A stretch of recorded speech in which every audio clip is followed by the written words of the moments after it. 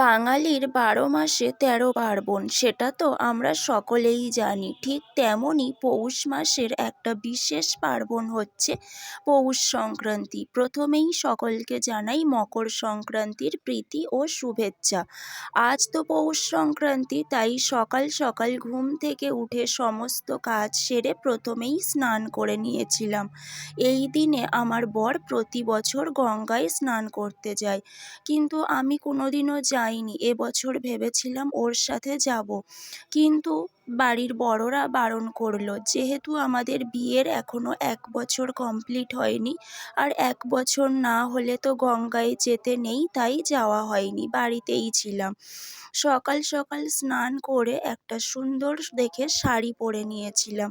এমনিতে আমি খুব একটা শাড়ি পরি না, কিন্তু কোনো পূজা আর্চা হলে বা মাঝে মধ্যে আমার শাড়ি পরতে বেশ ভালো লাগে, ইচ্ছে হয়। আজকেও ঠিক তেমনই শাড়ি পরতে ইচ্ছে করছিল, তাই স্নান করে শাড়ি পরে নিয়েছিলাম। তারপর মুখে একটু ময়েশ্চারাইজার মেখে নিয়েছিলাম, একটু লোশন মেখে নিয়ে সিঁদুর পরে নিয়েছিলাম। আর আজকে ভেবেছিলাম পুজোর জোগাড়টা আমি করব, কিন্তু আমার যেহেতু ঠান্ডার ধাত আর আমার এমনিতেই ঠান্ডা লেগে আছে, তাই বর বলল তোমাকে করতে হবে না, এমনিতেই আজকে ঠান্ডা জলে স্নান করেছো, তার উপরে আবার ঠান্ডা লেগে যাবে। আমি যেহেতু বাড়িতে আছি, তাই আমিই করছি। সেই মতো ও আমার আগেই স্নান করে ঠাকুর ঘরে সমস্ত পুজোর জোগাড় ও করে দিয়েছিল। আর ও যতটা যেভাবে পেরেছিল আলপনাটাও ও দিয়েছিল ওর মতো করে।